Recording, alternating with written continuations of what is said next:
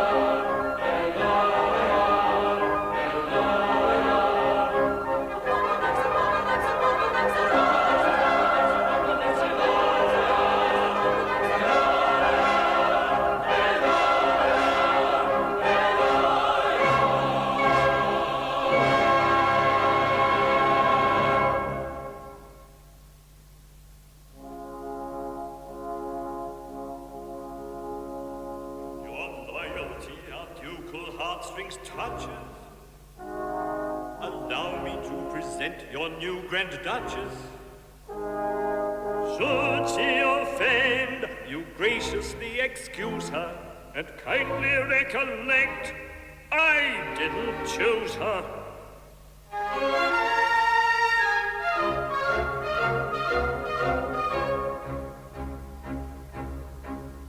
At the outset I may mention it's my sovereign intention to revive the classic memories of Athens at its best. For the company possesses all the necessary dresses, and a course of quiet cramming will supply us with the rest. We've a choir hypogrammatic, that is ballet operatic, who respond to the chorute of that cultivated age. And our clever chorus master, all but captious critic caster, would accept as the choragus of the early Attic stage. This return to classic ages is considered in their wages, which are always calculated by the day or by the week. And I pay them if they'll back me, all in oboli and drachmi, which they'll get if they prefer it at the calends that are Greek. At this junction I may mention that this erudition sham is but classical pretension, the result of steady cram, periphrastic methods burning to this audience discerning. I admit this show of learning is the fruit of steady cram. Periphrastic methods burning to this audience discerning. I admit this show of learning is the fruit of steady cram. In the period Socratic, every dining room was attic, which suggests an architecture of a topsy-turvy kind. There they'd satisfy their thirst on a recherche called Ariston, which is what they called their lunch, and so may you if you're inclined. As they gradually got on, they trapest, they prost on poton, which is Attic for a steady and a conscientious drink. But they mixed their wine with water, which I'm sure they didn't order, and we modern Saxons know a trick worth two of that, I think. Then came rather risky dances under certain circumstances, which would shock that worthy gentleman, the licensor of plays. Corybantian, maniac, Dionysiac, or Bacchic, and the dithyrambic revels of those antichorus days. And perhaps I'd best to mention, lest alarming you I am, that it is our intention to perform a dithyram. It displays a lot of stocking, which is always very shocking, and of course I'm only mocking at the prevalence of cram. It displays a lot of stocking, which is always very shocking, and of course I'm only mocking at the prevalence of cram. Yes, on reconsideration, there are customs of that nation which are not in strict accordance with the habits of our day. And when I come to codify their rules, I mean to modify. Or Mrs. Grundy perhaps may have a word or two to say, for they hadn't Macintoshes or umbrellas or galoshes, and a shower with their dresses must have played the very deuce. And it must have been unpleasing when they caught a fit of sneezing, for it seems of pocket handkerchiefs they didn't know the use. They wore little underclothing, scarcely anything or nothing, and their dress of cow and silk was quite transparent in design. Well, in fact, in summer weather, something like the altogether, and it's there I rather fancy I shall have to draw the line. And again I wish to mention that this erudition sham is but classical pretension, the result of steady cram. Yet my classic lord aggressive, if you'll pardon the possessive, is exceedingly impressive when you're passing an exam. Yet his classic lord aggressive, if you pardon the possessive, is exceedingly impressive when you're passing an exam.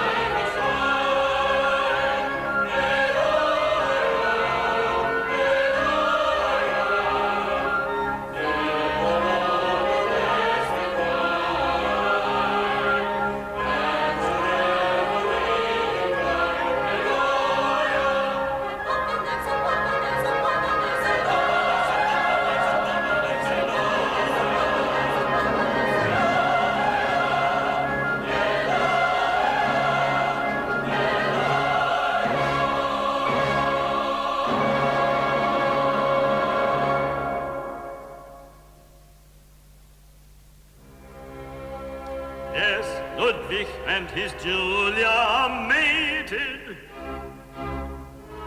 For when an obscure comedian, whom the law backs to sovereign rank, is promptly elevated, he takes it with its incidental drawbacks.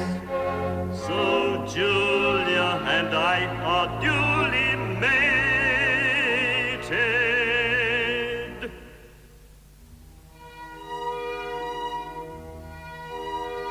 Take care of him, he's much too good to live with him. You must be very gentle. Poor fellow, he's so highly sensitive and also sentimental.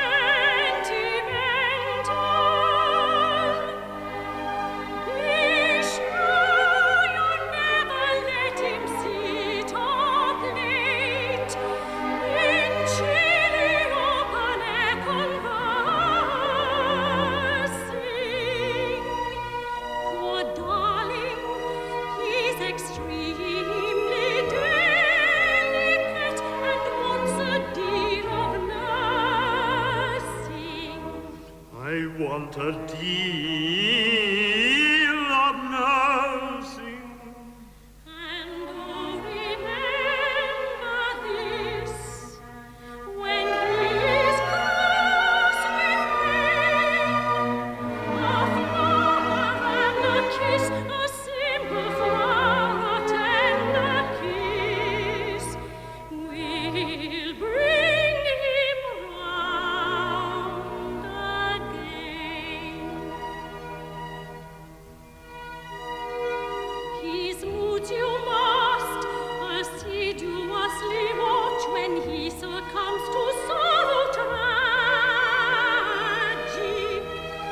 Some heartache or a bit of butterscotch will work on him like magic. To contradict a character so rich in trusting love were simple blindness. He's one of those exalted natures which will only yield to kindness. I only yield to kindness. And oh, the bygone bliss, and oh, the present pain, that flower and that kiss, that simple flower, that tender kiss, I ne'er shall give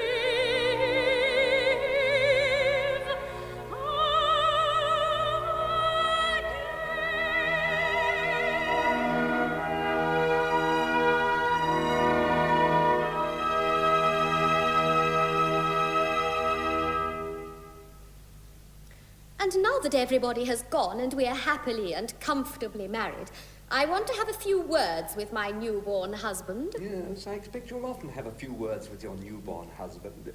Well, what is it? Why, I've been thinking that as you and I have to play our parts for life, it is most essential that we should come to a definite understanding as to how they shall be rendered. Now, I've been considering how I can make the most of the Grand Duchess. Have you? Well, if you'll take my advice, you'll make a very fine part of it. Why, that's quite my idea. I shouldn't make it one of your hoity-toity vixenish viragos. You think not? Oh, I'm quite clear about that. I should make her tender, gentle, submissive, affectionate, but not too affectionate, child wife, timidly anxious to coil herself into her husband's heart, but kept in check by an awestruck reverence for his exalted intellectual qualities and his majestic personal appearance. Oh, that is your idea of a good partner. Yes, a wife who regards her husband's slightest wish as an inflexible law, and who ventures but rarely into his august presence, unless, which would happen seldom, he should summon her to appear before him. A crushed, despairing violet, whose blighted existence would culminate all too soon in a lonely and pathetic death scene. A fine part, my dear. Yes, there's a good deal to be said for your view of it. Now, there are some actresses whom it would fit like a glove. I wish I'd married one of them. But you see, I must consider my temperament. For instance, my temperament would demand some strong scenes of justifiable jealousy. Oh, there's no difficulty about that. You shall have them. With a lovely but detested rival. Oh, I'll provide the rival. Whom I should stab! Oh, I wouldn't stab her. It's been done to death. I should treat her with a silent and contemptuous disdain, and delicately withdraw from a position which to one of your sensitive nature would be absolutely untenable. Dear me, I can see you delicately withdrawing up, center, and off. Can you? Yes, it's a fine situation, and in your hands, full of quiet pathos. Now, Julia, come consider it from this dainty point of view. A timid, tender, feminine gender, dropped to quietly cool, yet silent seeking, seldom speaking, till she's spoken to. A comfy, cozy, rosy, posy, innocent ingenue. The part you're suited to give the deuce her due. Oh, sweet, oh, Jiminy, Miminy, Piminy, innocent ingenue. I'm much obliged to you, I don't think that would do. To say, oh, Jiminy, Miminy, Piminy, innocent ingenue. You forget my special magic in a high dramatic sense lies in situations tragic, undeniably intense. As I've justified promotion in the histrionic art, I submit to you my notion of a first-rate part. Well, let us see your notion of a first-rate part. I have a rival, frenzy thrilled, I find you both together. My heart stands still, with horror chilled, hard as the millstone nether. Then softly, slyly, snaily, snaky, crawly, creepy, quaily, quaky, I track her on her homeward way as panther tracks her fated prey.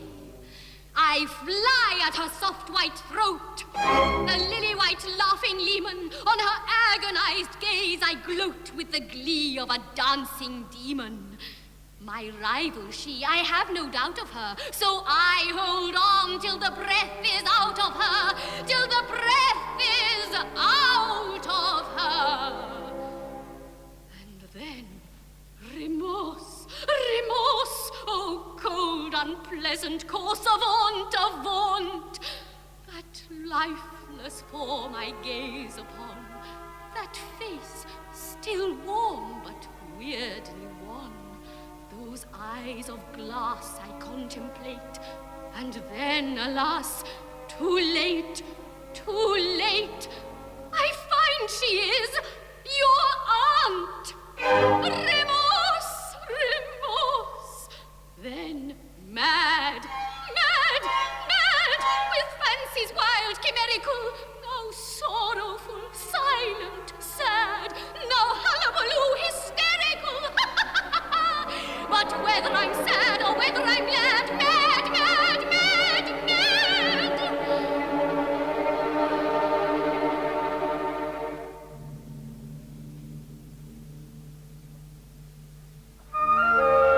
This calls for the resources of a high-class art and satisfies my notion of a first-rate part and satisfies my notion of a first-rate part.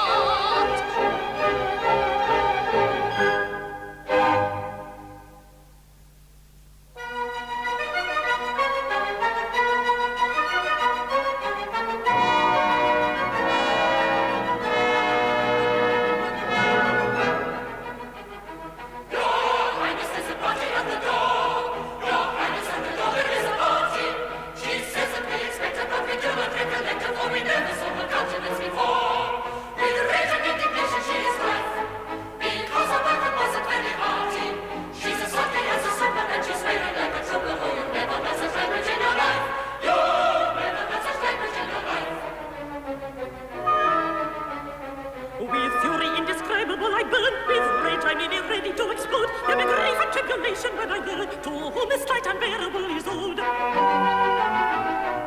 whatever may be due, I'll pay it double. There'll be terror indescribable and trouble, with a hurry-burry and a hubble-bubble. I'll pay you for this pretty episode. Whatever may be due, should pay it double. It's very good of her to take the trouble, but we don't know what she means by bubble bubble. No doubt it's an expression a la mode.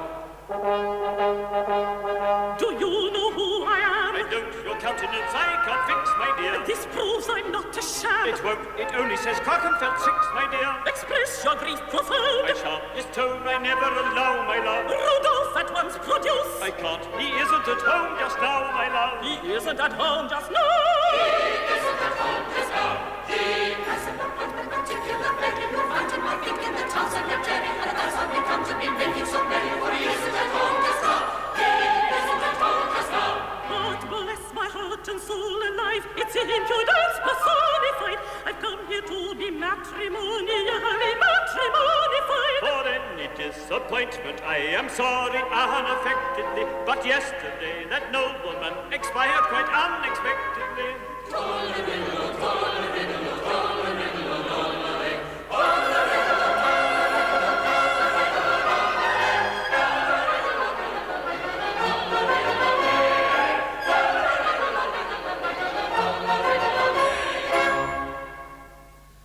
This is most unexpected. He was well enough at 11:30 yesterday. Yes, he died at 11:45. Bless me, how very sudden. It was sudden. But what in the world am I to do? I was to have been married to him today. For any disappointment, we are sorry unaffectedly. But yesterday that nobleman expired quite unexpectedly.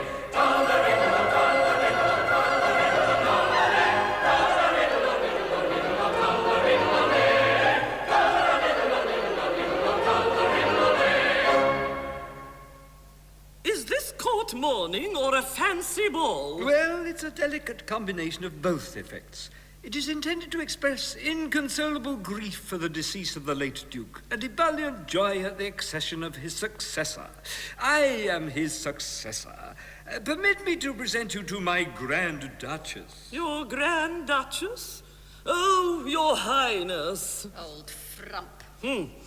A recent creation, probably. We were married only half an hour ago. Exactly. I thought she seemed new to the position. Mom, I don't know who you are, but I flatter myself I can do justice to any part on the very shortest notice. My dear, under the circumstances, you are doing admirably, and you'll improve with practice. It's so difficult to be a lady when one isn't born to it. Am I to stand this? Am I not to be allowed to pull her to pieces? No, it isn't Greek. Be a violet, I beg. And now tell me all about this distressing circumstance.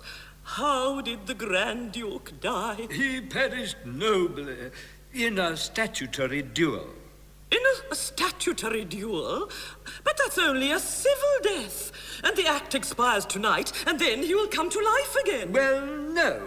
Anxious to inaugurate my reign by conferring some inestimable boon on my people, I signalized this occasion by reviving the law for another 100 years. For another 100 years? Then set the merry joy bells ringing. Let festive epithalamia resound through these ancient halls. Cut the satisfying sandwich, broach the exhilarating marsala, and let us rejoice today if we never rejoice again. But I don't think I quite understand. We have already rejoiced a good deal. Happy man, you little reck of the extent of the good things you are in for. When you killed Rudolph, you adopted all his overwhelming responsibilities. Know then that I, Caroline von Krakenfeld, am the most overwhelming of them all. Stop. I've just been married to somebody else. Yes, Mom, to somebody else, Mom. Do you understand? Mom, to somebody else. Do keep this young woman quiet. She fidgets me. Fidgets you? Be a violet, a crushed, despairing violet. Do you suppose I intend to give up a magnificent part part without a struggle. My good girl, she has the law on her side. Let us both bear this calamity with resignation. If you must struggle, go away and struggle in the seclusion of your chamber. Now away to the wedding we go, so then summon the charioteers. No kind of reluctance we show to embark on our married careers. For Julia's emotion may flow in the form of impetuous tears. To our wedding we'll eagerly go, so summon the charioteers. To the wedding we'll eagerly go, so summon the charioteers.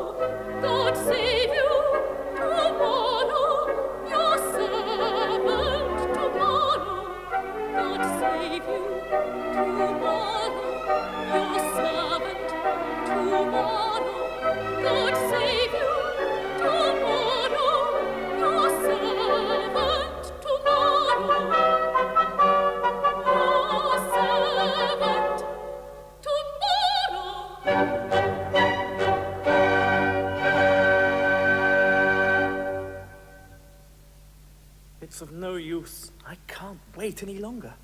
At any risk, I must gratify my urgent desire to know what is going on. Why?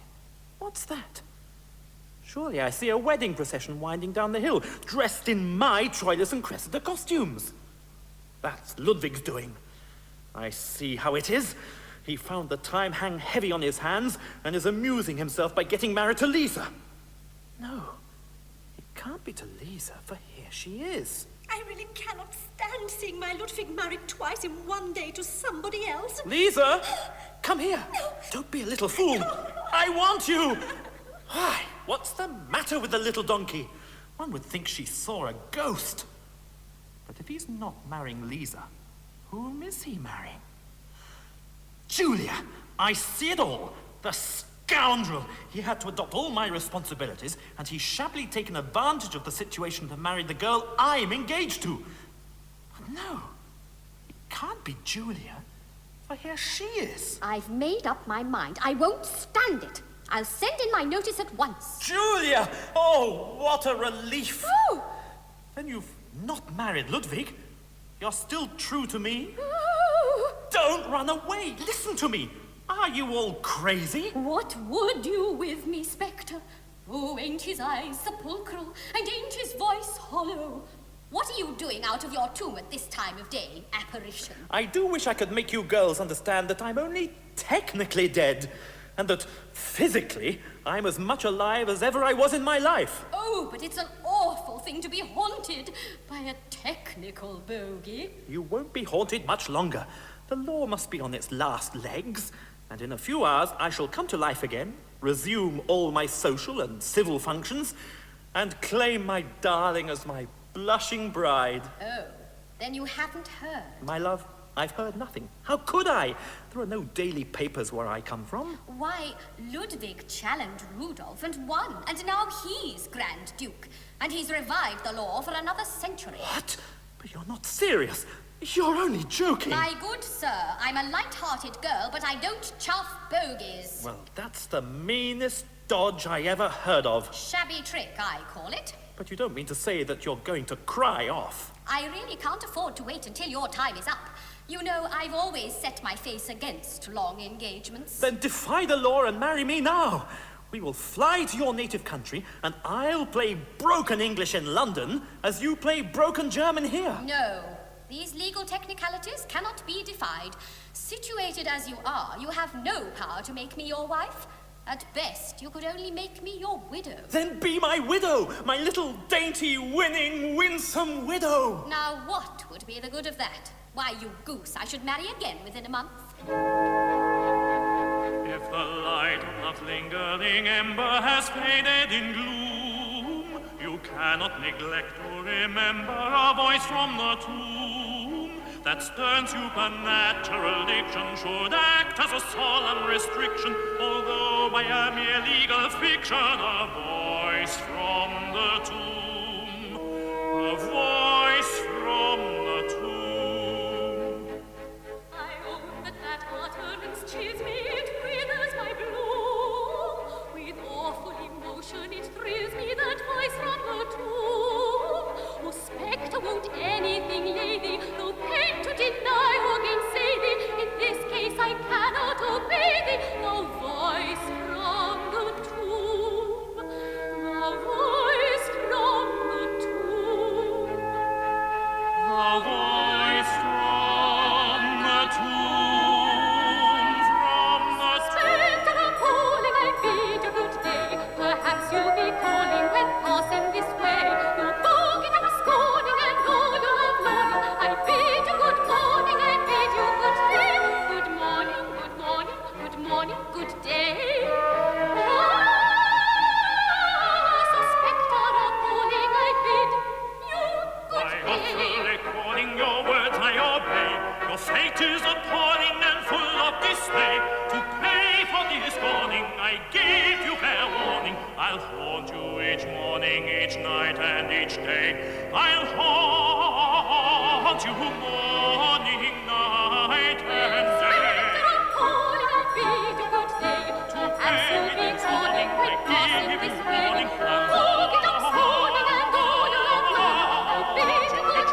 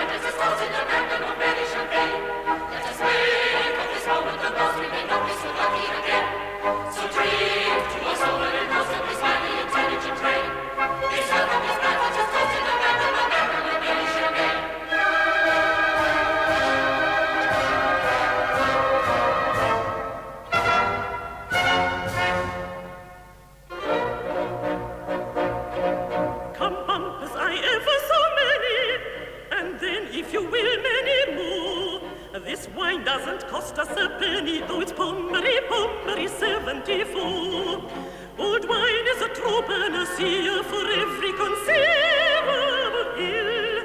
When you cherish the soothing idea that somebody else pays the bill. Old wine is a pleasure that's hollow.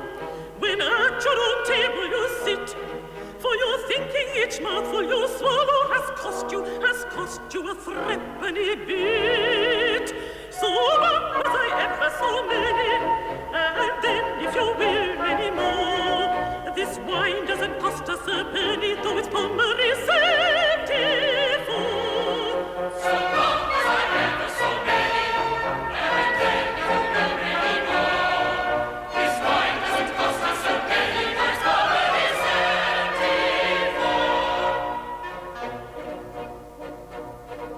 I once gave an evening party, a sandwich and cut orange bowl.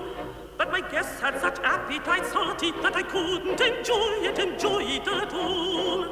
I made a heroic endeavor to look unconcerned, but in vain. And I vowed that I never would ask anybody again. But there's a distinction decided, a difference truly immense, when the wine that you drink is provided at somebody else's expense. So much as I ever so many, the cost we may safely go, for the wine doesn't cost us a penny, though it's Pommery 74. So long as I ever so many, the cost we may safely go, for the wine doesn't cost us a penny, though it's Pommery 74.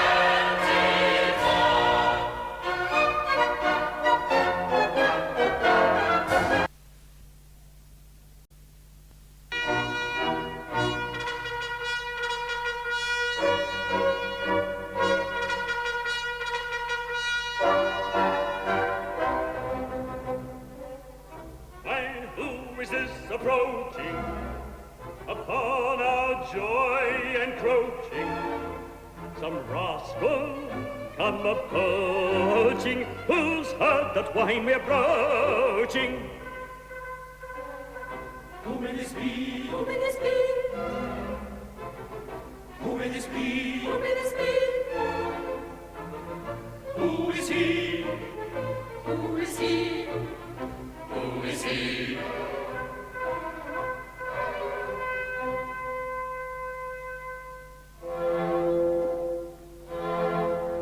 The Prince of Monte Carlo from Mediterranean border has come here to bestow on you his beautiful daughter.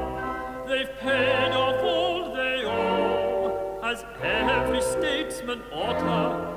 That Prince of Monte Carlo and his beautiful daughter. The Prince of Monte Carlo From Mediterranean border has come here to bestow on you his beautiful daughter.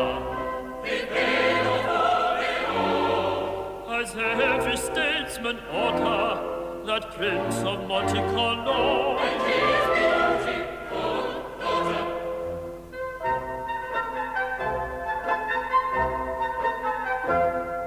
The Prince of Monte Carlo, who is so very particular, has heard that you're also for ceremony a stickler. Therefore he lets you know, by word of mouth auricular, that Prince of Monte Carlo, who is so very particular. That Prince of Monte Carlo From Mediterranean water, has come here to bestow on you his beautiful daughter. They've paid off all they owe, As every statesman oughta, that Prince of Monte Carlo and his beautiful daughter. His beautiful The Prince of Monte Carlo, he lets you know he's here to bestow his beautiful daughter.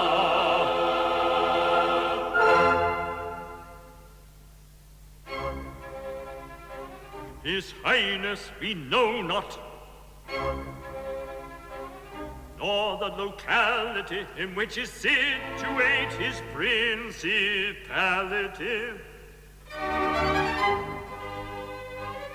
But as he guesses by some odd fatality, this is the shop for cut and dried formality. Let him appear. He'll find that we're remarkable for cut and dried formality.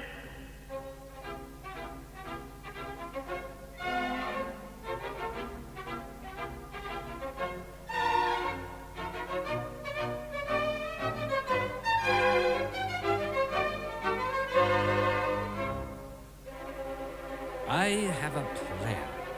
I'll tell you all the plot of it. He wants formality. He shall have a lot of it.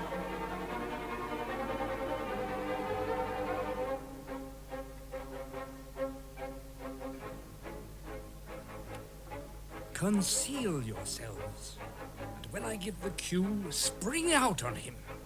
You all know what to do.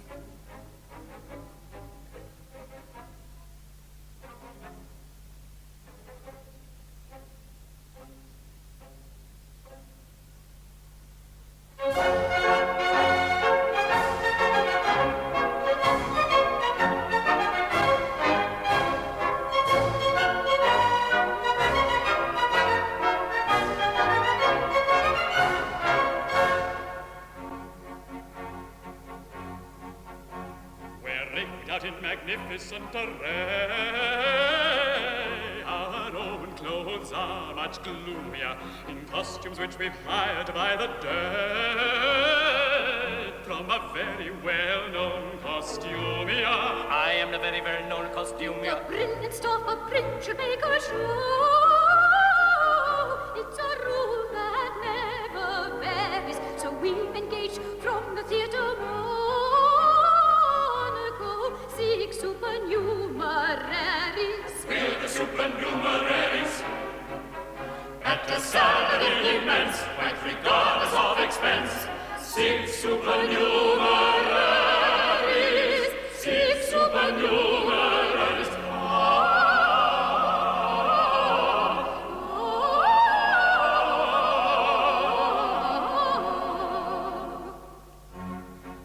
They do not speak, for they break our grammar's laws, and their language is lamentable, and they never take off their gloves because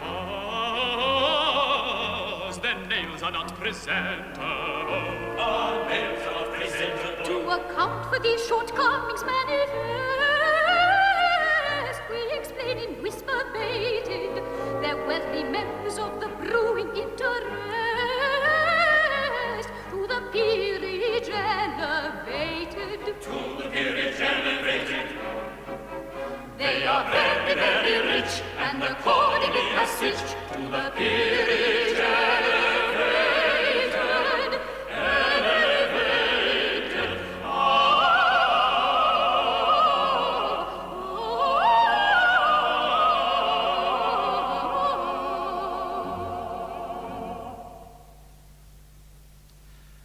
Well, my dear, here we are at last, just in time to compel Duke Rudolph to fulfill the terms of his marriage contract. Another hour, and we should have been too late. Yes, Papa. And if you hadn't fortunately discovered a means of making an income by honest industry, we should never have got here at all. Very true. Confined for the last 2 years within the precincts of my palace by an obdurate bootmaker who held a warrant for my arrest, I devoted my enforced leisure to a study of the doctrine of chances, mainly with the view of ascertaining whether there was the remotest chance of my ever going out for a walk again. And this led to the discovery of a singularly fascinating little round game, which I have called roulette, and by which in one sitting I won no less than 5,000 francs. My first act was to pay my bootmaker. My second, to engage a good, useful working set of second-hand nobles. And my third, to hurry you off to Finnig, help Finnig, as fast as a trad and looks could carry us. Yes, and a pretty job lot of second-hand nobles you scraped together. Pretty, you think? I don't know. I should say tollol, my love, only tollol. They are not wholly satisfactory. There is a certain air of unreality about them. They are not convincing. But, my good friend, what can you expect for 18 pence a day? Now, take this peer, for instance. What the deuce do you call him? Him? Oh, he's a swell. He's the Duke of Riviera. Oh, he's a duke, is he? Well, that's no reason why he should look so confoundedly haughty. Be affable, sir. That's better. Now, who's this with his moustache coming off? Why, you're Viscount Mentone, ain't you? Blessed if I know. It's wrote here. Yes, Viscount Mentone. Then why don't you say so? Hold yourself up. You ain't carrying sandwich boards now. Now, once and for all, you peers, when His Highness arrives, don't stand like sticks, but appear to take an intelligent and sympathetic interest in what is going on. You needn't say anything, but let your gestures be in accordance with the spirit of the conversation. Now, take the word from me. Affability. Submission. Surprise? Shame. Grief. Joy. That's better. You can do it if you like. But, Papa, where in the world is the court? There is positively no one here to receive us. I can't help feeling that Rudolph wants to get out of it because I'm poor. He's a miserly little wretch. That's what he is. Well, I shouldn't go so far as to say that. I should rather describe him as an enthusiastic collector of coins of the realm.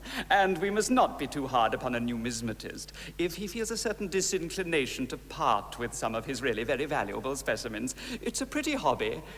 I've often thought I should like to collect some coins myself. Papa, I'm sure there's someone behind that curtain. I saw it move. Then no doubt they're coming. Now, mind you, peers, haughty affability, combined with a sense of what is due to your exalted ranks, or I'll fine you half a franc each. Upon my soul, I will.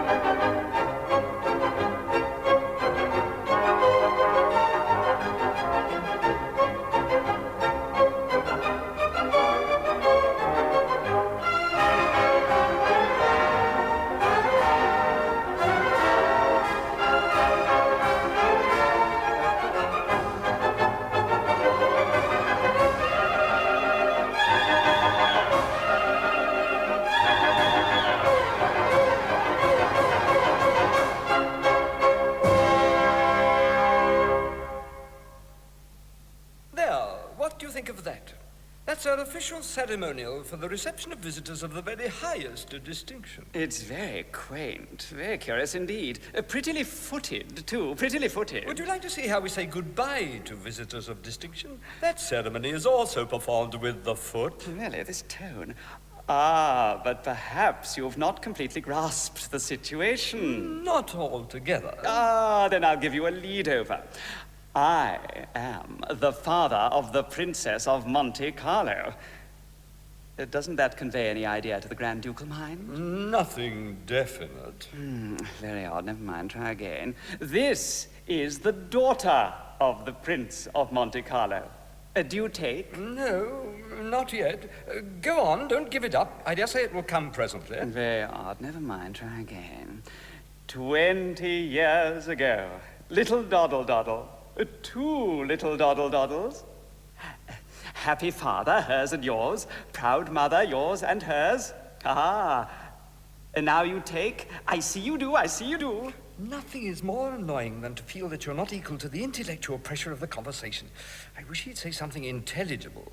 You didn't expect me. No, I grasped that. Thank you very much. No, I did not expect you. I thought not, but at last I have escaped from my enforced restraint. Oh!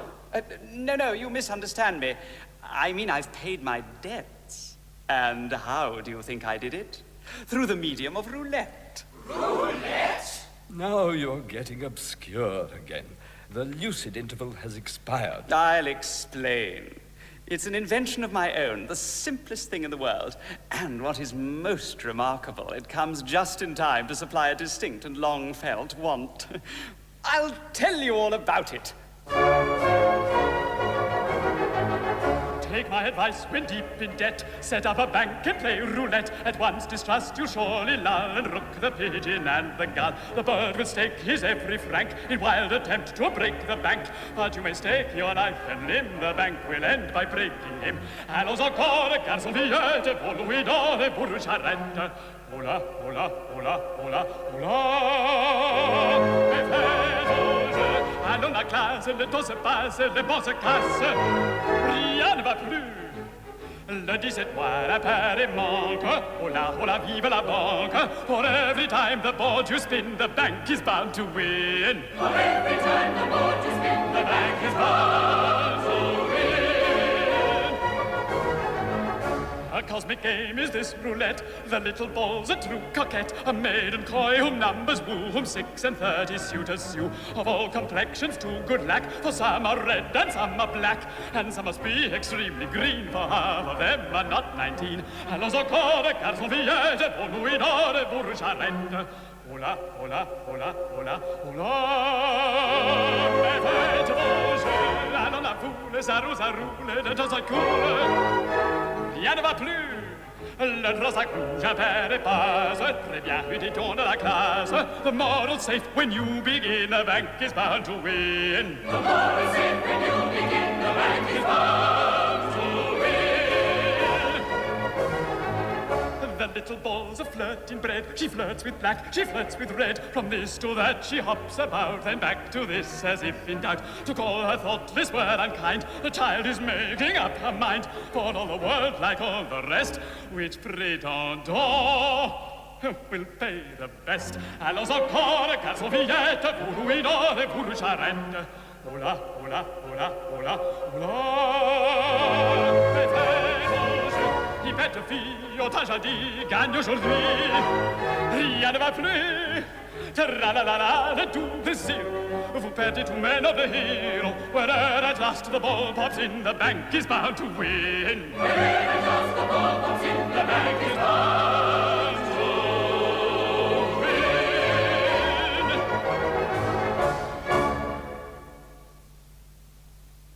Capital game. Haven't a penny left. A pretty toy, isn't it? Have another turn? Thanks, no. I should only be robbing you. Do, dearest, it's such fun. But, my darling, I'm afraid that even now you don't quite realize who I am. Why, you forward little hussy! How dare you? You mustn't do that, my dear. Never in the presence of the Grand Duchess, I beg. Oh, Papa, he's got a Grand Duchess. A Grand Duchess, my good girl. I got 3 Grand Duchesses. Well, I'm sure. Papa, let's go away. This is not a respectable court. All these Grand Dukes have their little fancies, my love. This potentate appears to be collecting wives. It's a pretty hobby. I should like to collect a few myself. This is a charming specimen. An antique, I should say, of the early Merovingian period, if I'm not mistaken. And here's another. A Scotch lady, I think. And a little one thrown in. 2 half-quarterns and a make-weight. Have you such a thing as a catalogue of the museum? But I cannot permit Rudolph to keep a museum. Rudolph? Get along with you. I'm not Rudolph. Rudolph died yesterday. What? Quite suddenly of cardiac affection. Of a cardiac affection? Yes, a pack of cardiac affection. He fought a statutory duel with me and lost. And I took over all his engagements, including this imperfectly preserved old lady to whom he has been engaged for the last 3 weeks. 3 weeks? But I've been engaged to him for the last 20 years. 20 years? It's all right, my love. They can't get over that. He's yours. Take him and hold him as tight as you can. My own. Well, here's another. The 4th in 24 hours. Would anybody else like to marry me? You, ma'am? Or you? Anybody. I'm getting used to it. But let me tell you, Mum. Here's another. Poor ladies. I'm very sorry for you all, but you see, I've a prior claim. Come, away we go. There's not a moment to be lost.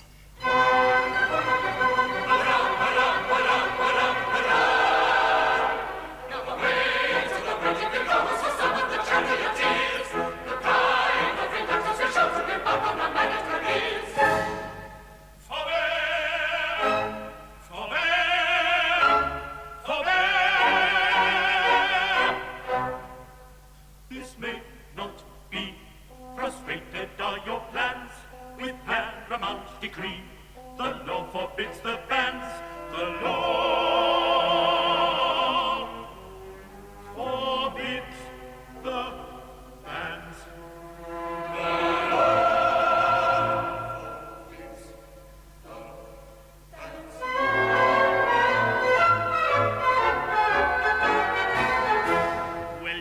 Pretty kind of fellow, thus my life to shatter. Oh, my little store of gold and silver, recklessly you scatter. Oh, you guzzle and you gormandize all day with cup and platter. Oh, and eat my food and drink my wine, especially the latter. Oh.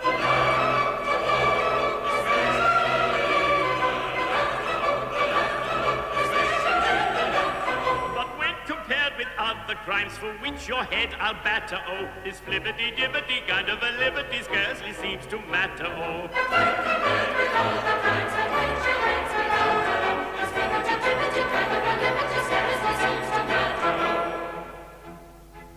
My dainty bride, my bride elect, you wheedle and you flatter, oh, with coarse and clumsy compliment, her senses you bespatter, oh, you fascinate her tough old heart with vain and vulgar batter, oh, although the Jews confound you, you're unworthy to look at her, oh.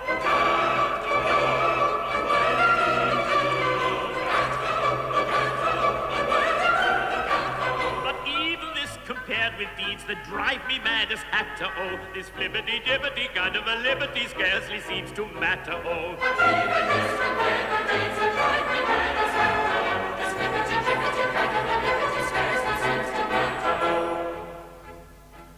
For oh, you vulgar vagabond, you fount of idle chatter, oh, you've done a deed on which I vow you won't get any fatter, oh, you fancy you've revived the law, mere empty brag and chatter, oh, you can't, you shan't, you don't, you won't, you thing of rag and tatter, oh.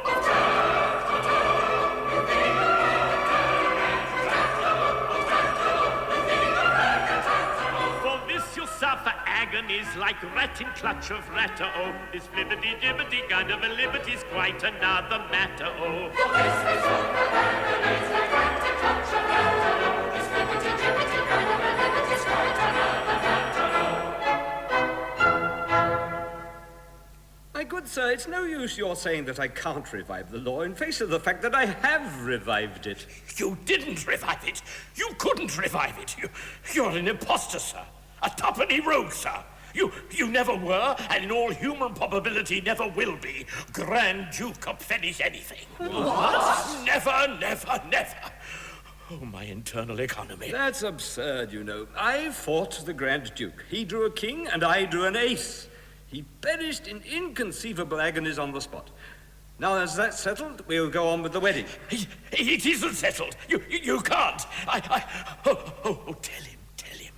I can't. Well, the fact is, there's been a little mistake here. On reference to the act that regulates statutory duels, I find it is expressly laid down that the ace shall count invariably as lowest. As lowest. So you're the goest. Oh, what is the matter with me inside here? Well, Julia, as it seems that the law hasn't been revived, and as, consequently, I shall come to life in about 3 minutes... My objection falls to the ground. Very well. Ah. And am I to understand that all this time I've been a dead man without knowing it? And that I married a dead man without knowing it? And that I was on the point of marrying a dead man without knowing it? Oh, my love, what a narrow escape I've had. Oh, you are the Princess of Monte Carlo, and you've turned up just in time. Oh, well, you're an attractive little girl, you know, but you're as poor as a rat. That's all very well, but what is to become of me if you're a dead man? But I'm not. Time's up. The act has expired. I've come to life. The parson is still in attendance, and we'll all be married directly.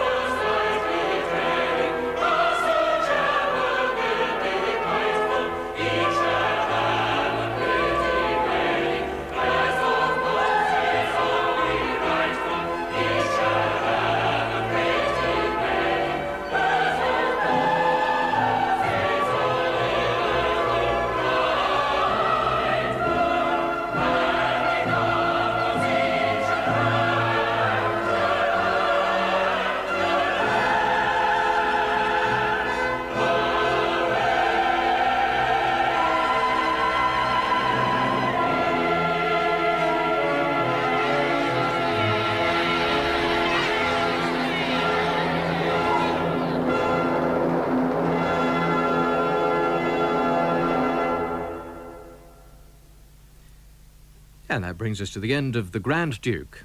And this was the cast.